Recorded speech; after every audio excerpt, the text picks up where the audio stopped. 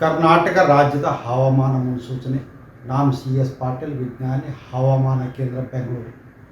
ನಾನು ಮುಂದಿನ 7 ದಿನಗಳವರೆಗೆ ಕರ್ನಾಟಕ ರಾಜ್ಯದ ಹವಾಮಾನದ ಮುನ್ಸೂಚನೆಯನ್ನು ಸಂಕ್ಷಿಪ್ತವಾಗಿ ವಿವರಿಸುತ್ತೇನೆ. ಇಂದು ಕರಾವಳಿ ಜಿಲ್ಲೆಗಳಲ್ಲಿ ವ್ಯಾಪಕವಾಗಿ ಮಳೆಯಾಗಿದ್ದರೆ, ಉತ್ತರ ಹಾಗೂ ದಕ್ಷಿಣ ಒಳನಾಡಿನ ಜಿಲ್ಲೆಗಳಲ್ಲಿ ಹಲವು ಕಡೆ ಮಳೆಯಾಗಿದೆ.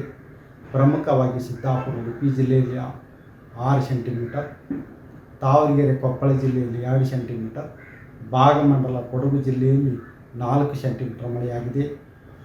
ಈಗಿರುವ ಹವಾಮಾನದ ಸಿನಾಪ್ಟಿಕ್ ಸ್ಥಿತಿ ಏನೆಂದರೆ, ಬಂಗಾಳ ಉಪಸಾಗರದ ಈಶಾನ್ಯ ಭಾಗದಲ್ಲಿ ಸರ್ಕ್ಯುಲೇಷನ್ನು 5.8 ಕಿಲೋಮೀಟರ್ ಎತ್ತರದವರೆಗೆ ಇದೆ.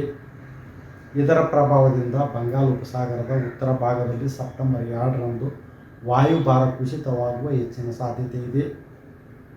ಇದರ ಹಿನ್ನೆಲೆಯಲ್ಲಿ ಕರಾವಳಿ ಜಿಲ್ಲೆಗಳಲ್ಲಿ ಸೆಪ್ಟೆಂಬರ್ 1ರಿಂದ ಸೆಪ್ಟೆಂಬರ್ 7ರವರೆಗೆ ವ್ಯಾಪಕವಾಗಿ ಮಳೆಯಾಗುವ ಹೆಚ್ಚಿನ ಸಾಧ್ಯತೆ ಇದೆ.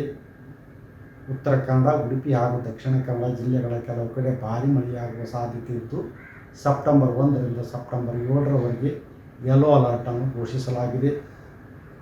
ಉತ್ತರ ಹಾಗೂ ದಕ್ಷಿಣ ಒಳನಾಡಿನ ಜಿಲ್ಲೆಗಳಲ್ಲಿ ಸೆಪ್ಟೆಂಬರ್ 1ರಿಂದ ಸೆಪ್ಟೆಂಬರ್ 3ರವರೆಗೆ ಹಲವು ಕಡೆ, ಸೆಪ್ಟೆಂಬರ್ 4ರಿಂದ ಸೆಪ್ಟೆಂಬರ್ 7ರವರೆಗೆ ಕೆಲವು ಕಡೆ ಮಾತ್ರ ಹಗುರದಿಂದ ಸಾಧಾರಣವಾಗಿ ಮಳೆಯಾಗುವ ಹೆಚ್ಚಿನ ಸಾಧ್ಯತೆ ಇದೆ.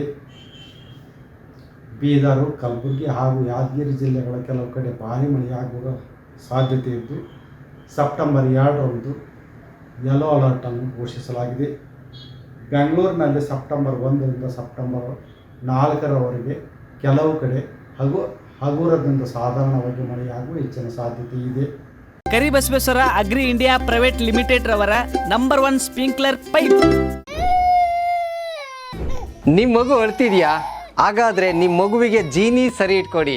ಯಾಕಂದ್ರೆ ಜೀನಿ ಸರಿ ಇಟ್ಟು ನಿಮ್ಮ ಮಗುವಿಗೆ 100% ಸರಿಯಾದ ಆಹಾರ. ನಿಮ್ಮ ಮಗು ನೆಮ್ಮದಿಯಾಗಿ ನಿದ್ದೆ ಮಾಡಬೇಕಾ, ದಷ್ಟಪುಷ್ಟವಾಗಿ ಬೆಳಿಬೇಕಾ? ಹಾಗಾದ್ರೆ ಜೀನಿ ಸರಿ ಇಟ್ಟು ಕೊಡಿ. ಎಲ್ಲಾ ಮೆಡಿಕಲ್ ಶಾಪ್ಗಳು, ದಿನಸಿ ಅಂಗಡಿಗಳು, ಸೂಪರ್ ಮಾರ್ಕೆಟ್ಗಳಲ್ಲಿ ಲಭ್ಯ. ನಾನು 86 kg ಇದ್ದವಳು 71 kg ಬಂದಿದ್ದೀನಿ. ವಯಸ್ಸಾದ್ಮೇಲೆ ಸ್ಮಾರ್ಟ್ ಆಗಿ ಕಾಣ್ತೀರಾ ಅಂದ್ರೆ ಜಿನ್ನಿ. 126 kg ವೇಟ್ ಇದೆ. ನಾವು ಈಗ 114 kg ಲೆಕ್ಕ ಬಂದಿದ್ದೀವಿ. ಯಾವುದೇ ಸೈಡ್ ಎಫೆಕ್ಟ್ ಆಗಿಲ್ಲ. 84ರಿಂದ 50 kg ಬಂದೆ. ಆಮೇಲೆ ಸಣ್ಣಗೆ ಫಿಟ್ ಆಗಿದ್ದೀನಿ. ಅದಕ್ಕೆ ನಾನು ಯೂಸ್ ಮಾಡ್ತಾ ಇರೋದು ಜೀನಿ ಸ್ಲಿಮ್.